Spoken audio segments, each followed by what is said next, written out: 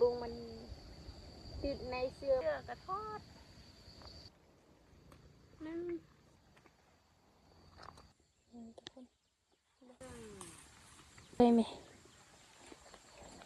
มันก็สีงามเลยนี่เห็นบ่ทุกคนมันก็จะออกลายแหละ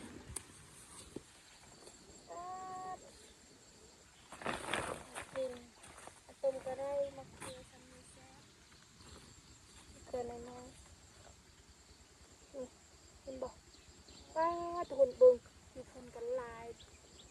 หรือว่าคมหรือว่ามันมาเลยFCทุกคนมาเก็บมะเขือน้ำตาลได้จ้านี่มะเขือนี่ต้นนั้น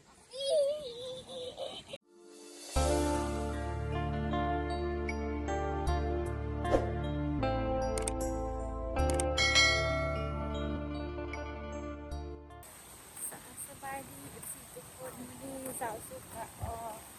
ออกไปหาหน่อไม้คือเก่าทุกคนนี่จ้ะคนตกก็หยุดแล้วทุกคนประมาณ1 โมงแล้วตอนนี้เนี่ยเขาจะไปกับอีนี่คือเก่าทุกคนแล้วมาเบิ่งน้ำกันเลยทุกคนเบิ่งทุกคนจะยังคนตกตอนนี้สาวสุกกำลังติดตามเอเมย์ก่อนทุกคนเบิ่งทุกคนอยู่คุณกับสิฝนตกอีกทุกคนเห็นบอกมัน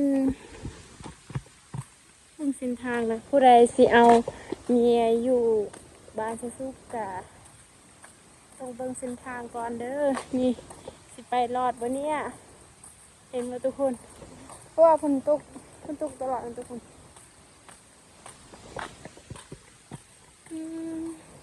จะสิได้บ่ทุกคนน้องใหม่มันมีคนหลายไปหาน่ะไปหาน้องใหม่ทุกคนเด็กเนี่ยก็ไปหาน้องใหม่ทุกคนแต่สุกบริทายตอนนั้น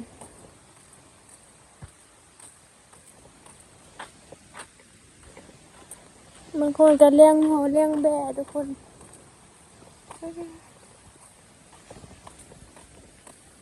เส้นทาง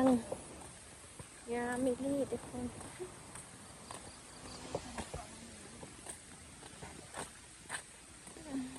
ตอนนี้สาวสุกแต่สิตามอีเมฆคนทุกคนเมฆสุกก็ไปไหวอย่าลืมทุกคนฝนตกแล้วยุงก็หลายทุกคนสาวสุกกะนุ่งแต่เสื้อแบบสั้นๆทุกคน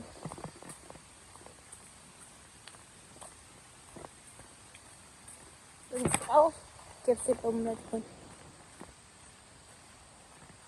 เพราะว่าช่วงนี้กับฝนตกตลอดสาวสุกกับบ่ค่อยออกปันไดทุกคนเนาะเอาฝนตกตลอดออกไปใส่กับบ่ได้เลยกับฝนหยุดเลยสาวสุกกับไปเบิ่งเส้นทางทุกคนมันจะลื่นเลยทุกคนทางเขาลมมาเลย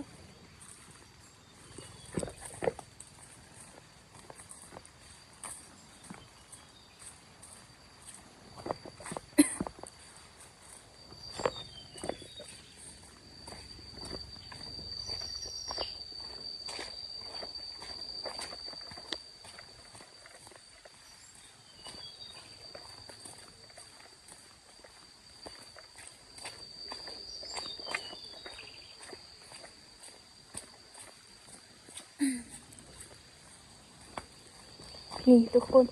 มันเส้นทางสุดไปเฮ้ยทุกคนดูมันลื่นไม่ลื่นถ้าเข้าไปว่าได้มันได้แล้วเลยทุกคนประมาณช่วงนี้ก็คนตกดุนี่ทุกคน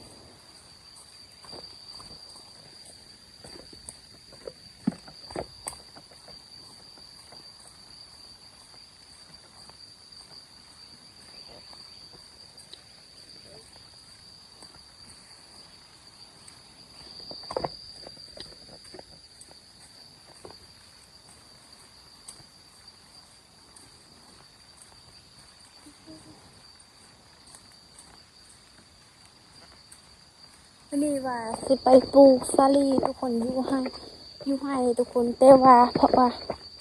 มันนี่แบบบ่ให้ออกให้บ่ได้ทุกคนเพราะว่าคาร่ำเพราะว่ามีคนคลอดลูกนะอยู่บ้านสุกๆกะเขาออกให้บ่ได้ทุกคนก็เลยว่า ไม่อยากเข้าให้ทุกคนเราต้องเข้าเขาไปตามหาหน่อไม้ที่เป็นว่าสิได้บ่หน่อไม้คุณ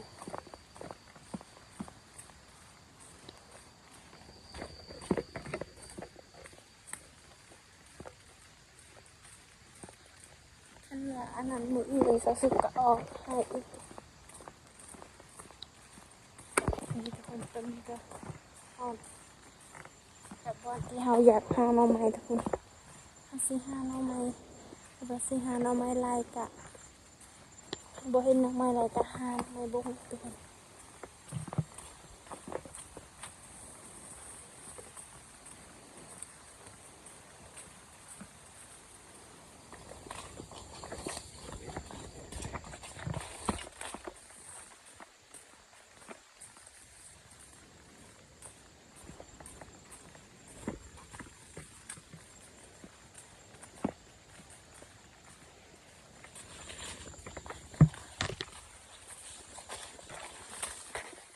นี่ทุกคนก็คือหายซอสสุดทุกคนคือเขากำลังสิออกแล้วเขาซอสสุดกะเบิ้งคืองัวกินเขาเห็นไหมทุกคน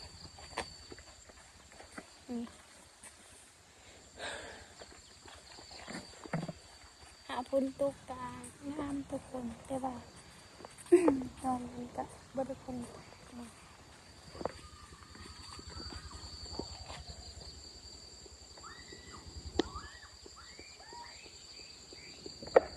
เบิ่งทุกคนเฮ็ดอันนี้นะ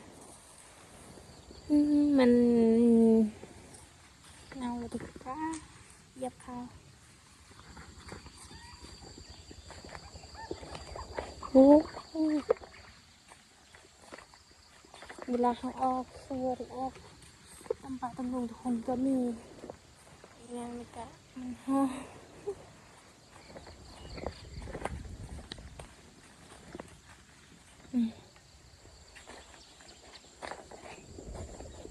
โอ้มะเขือเราเดินหย่อนมา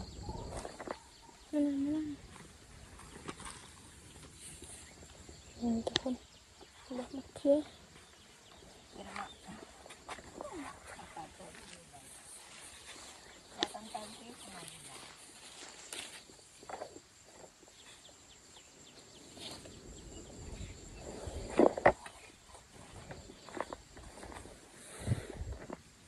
เอามะเขือกันทุกคนนี่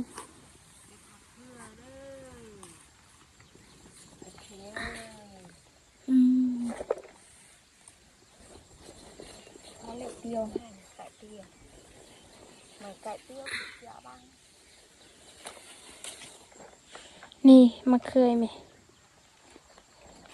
ไปตกแล้วมะเขือเด้อนี่มะเขือมะเขือเนี่ยคนตกกับมันก็สีงามเลยนี่เห็นบ่ทุกคนมันก็จะออกลายเลย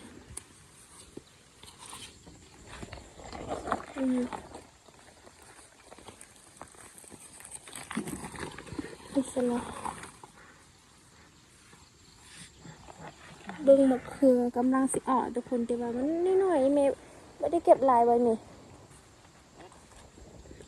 เอาต้นนี้สุดทุกคนนี่มะเขือลายดีเลย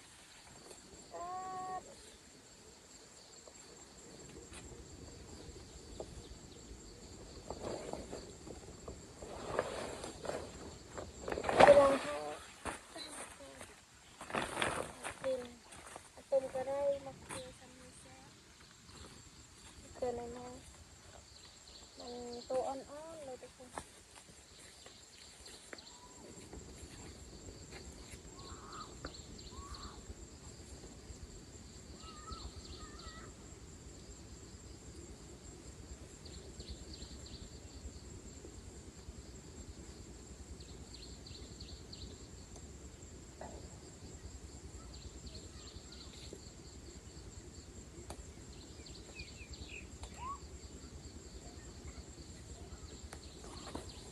นี่ทุกคนเห็นบ่ทุกคนมีแต่ตัวอ่อนเลยทุกคนน่าจะกินเลยทุกคนนี่คือสิ่งแซ่บเลยนี่เห็นบ่ว้าทุกคนเบิ่งมีคนกันลายดีว้าเพราะว่าฝนตกกะมันเอาอะไรเบิ่งมันจะเป็นอะไรเนาะมะเขือมันนี่หรือว่ามันจะหรือว่าคมหรือว่ามันเป็นอะไรนะพุ่นกะนั่ง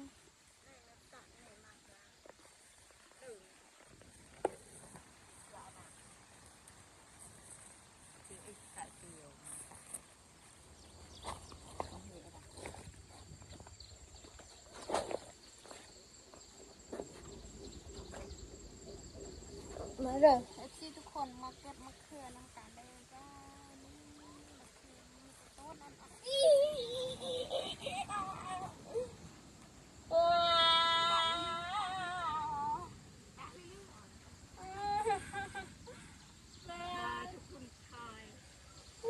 ทุกคนตกใจเลยเจอสุกตกใจทุกคนเก็บสิเก็บมาเก็บสิเก็บนะแมงบงทุกคนอย่านะอย่า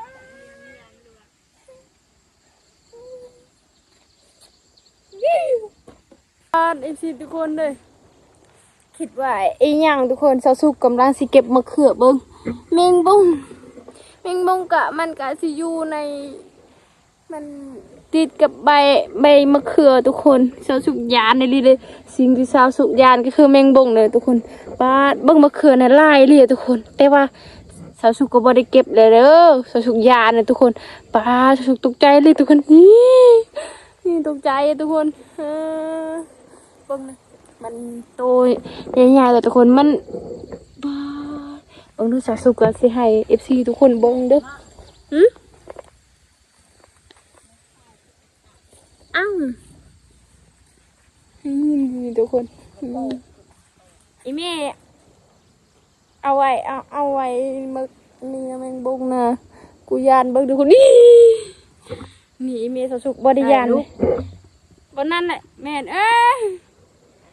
แม่นนี่ทุกคนหน้าตามันบ้านี่ทุกคนเบิ่งเลย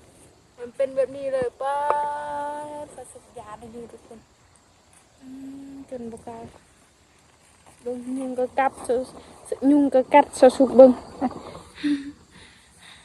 ป้าอีนี่บริยานบ่ย่านโอ้ทุกคนเลยสสุกยานดีเลย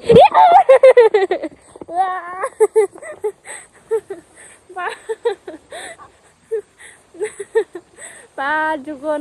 นี่แม่จะสุกบริยานจะสุกยานทุกคนนี่มันตกใจดีทุกคนนี่เป็นบ่มันน้อยแต่ว่าโชว์สุกยานทุกคนโอ้ยปากกาเก็บมะเขือแล้วแบบนี้ทุกคนเก็บแล้วทุกคนบางคนก็ว่าเจ้าสิยานเห็นยังมันบอกนะมันกับบริกัดเลยมันก็บริกัดอีทุกคนแต่ว่าจะสุกยานเลยย่านโตมันเลยทุกคนย่านตามันเห็ดแบบสุกตอนนั้นได้ก็ย่านเลยทุกคนอันนี้ปากกาเก็บเลยบ้างมันเขือย่านดีเลยจนบอยังบอปรับจับมันเลยทุกคนคิดว่าเก็บมะเขือสุดท้ายไปเก็บแมงบงตายเป็นทุกคนเบิกมะเขือคือลายอะไรไหมเราพุ่งตกเนาะทุกคนเก็บนี่ก็ได้กินตลอดแหละถ้าเขาปลูกออกให้เอาซุนนี่ทุกคนเบิ้งบางเดือนแต่บุกาเบิ้งดีเด้อเห็นบ่เบิ้งทุกคนจะมะเขือแหละมะเขือมีแต่โตอ่อนๆทุกคนทำกินกำลังสิแซ่บเลยนี่เห็นบ่ทุกคนเห็นบ่แต่ว่าสุกกับยานบกล้าเบิ้งอีกแล้วทุกคนเพราะว่าแมงบุงมักอยู่ใน ต้นมะเขือทุกคนดูสุดยานเลยมีแต่ต้นอ่อนเลยตกใจเลยทุกคน ไอเมย์สุดกับบริยานเลยเบิ้งมันเบิ้งสุดคือเป็นตะยานนี่มันจะมะเขือมะเขือมันก็สุกแล้วไอเมย์มันสุกลายเนาะนี่ทุกคนเบิ้งมะเขือจะสุกก็มันก็สุกแล้วตอนนี้นะเห็นปะเก็บมะเขือก่อนทุกคนเก็บมะเขือก็เจอแมงบงอีกบ่ต้องเก็บอีกอย่างแล้ววันนี้นะเจือดังมาเด้อสิทุกคนมาเก็บมะเขือน้ำกันเลยจ้ะ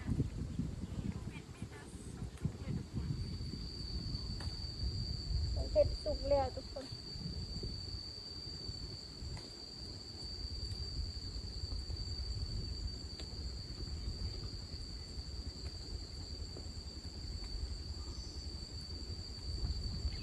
มาเก็บมะเขือต้องกันมาเก็บซอยซอสุกมะเขือได้ทุกคน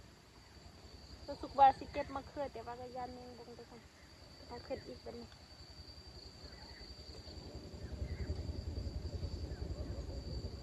เพราะบ้านเฮาทุกคนเฮามีอย่างเฮาต้องปลูกเองทุกคนเฮาเฮ็ดไร่เฮ็ดสวนเฮาต้องปลูกอันอย่างต่างๆทุกคนแบบอาหารคือจะให้เวลาเอาให้เอาสวนเนี่ยเฮาก็ได้กินอยู่แล้วทุกคนถ้าเฮา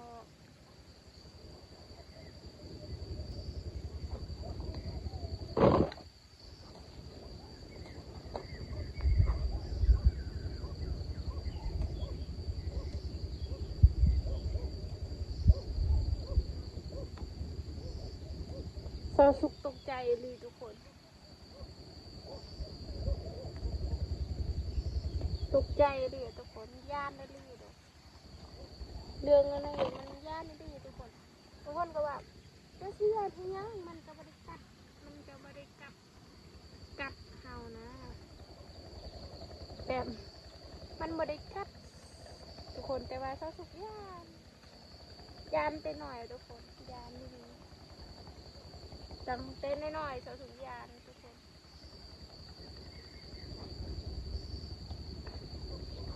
มันจะเมย์ซอสุกแล้วบริยาน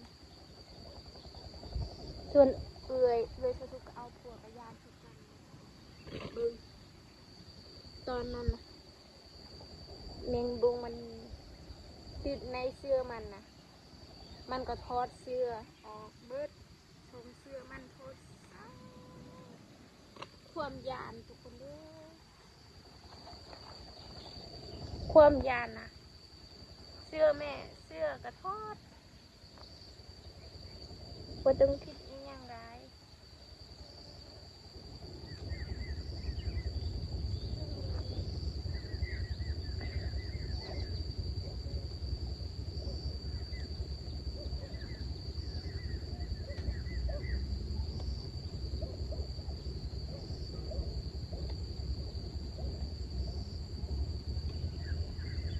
ดูหุ่นเชียงมาห่างกัน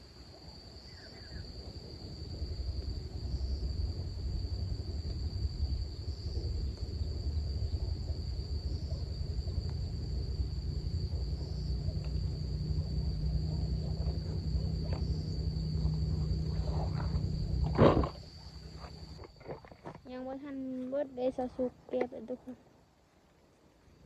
นั่นคงบ่ได้สุกแล้วก็สุกทุกคนตามเวลาเราเฮ็ดกินมันก็แซ่บเลยช่วงนั้นก็มักเฮ็ดหลายทุกคนมีสะสุกก็มักไปขายคือกันเลย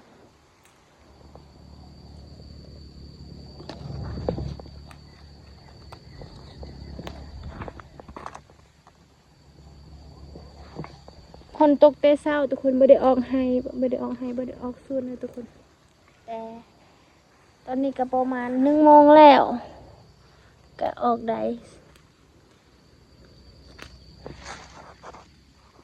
ถ้าฝนตกตลอดนะทุกคนเราก็บ่มีหยังสิกินแหละเพราะว่าเราไม่ได้ออกให้ไม่ได้ออกส่วนเลยเด้อเราก็บ่ได้มีหยังสิกิน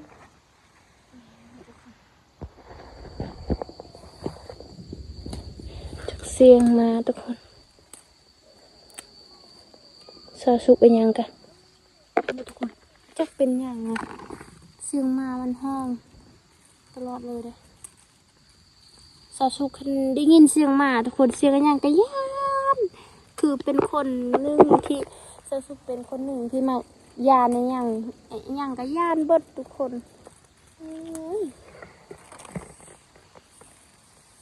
เรื่องชัวเจ้าเนี่ยเป็นคนงานออกเป็นงานกระยานนั่นย่านเลยทุกคนเนี่ยยานกระยานเนี่ยบ่ยานกับบ่ยานเลย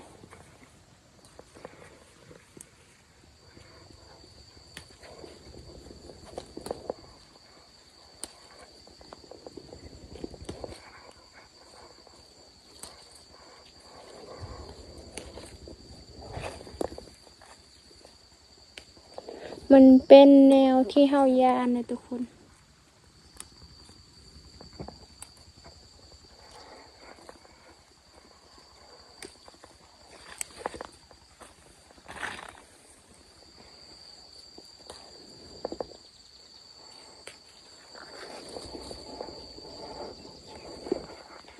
บ่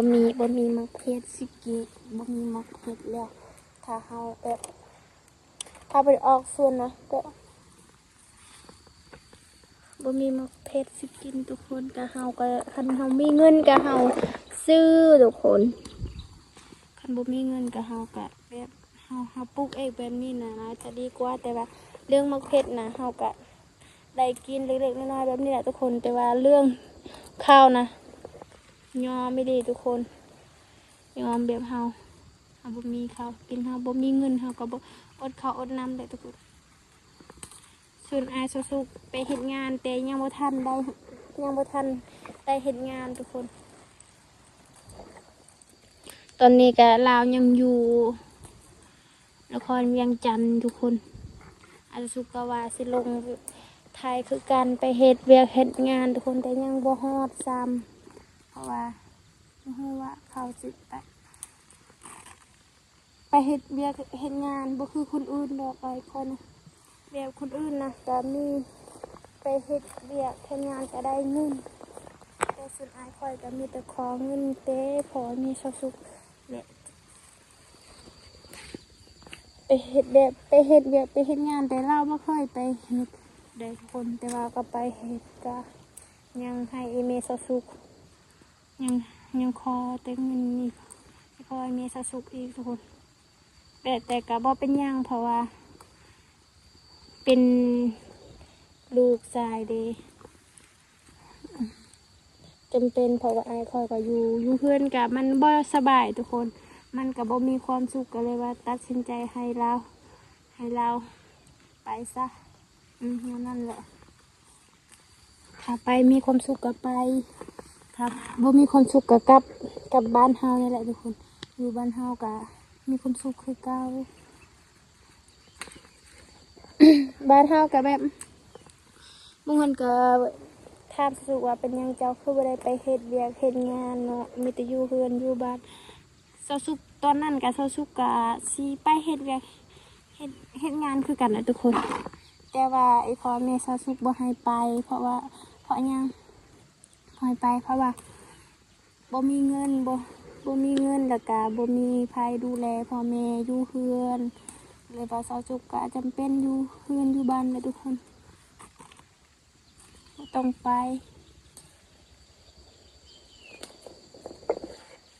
แต่สุกตอนนั้นไกอยากไปนี่ทุกคนแต่สิไปปะเลยไอ้พ่อแม่แต่พ่อแม่สุกก็ห้ามไปเพราะว่ามันมีใครดูแลพ่อแม่เลยว่าบ่ให้ไป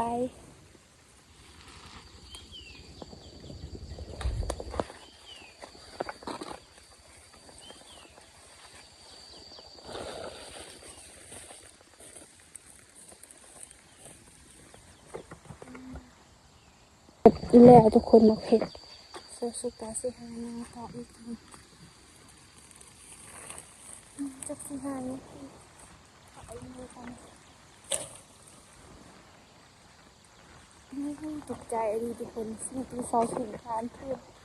ลงมาทุกคนเสาสุกด้านนี่นะ ประสบการณ์บ่อยากย่านคือกันทุกคนเห็นคนอื่นบ่ได้ย่านก็บ่อยากย่านกันแต่ว่ามันย่านเลยนี่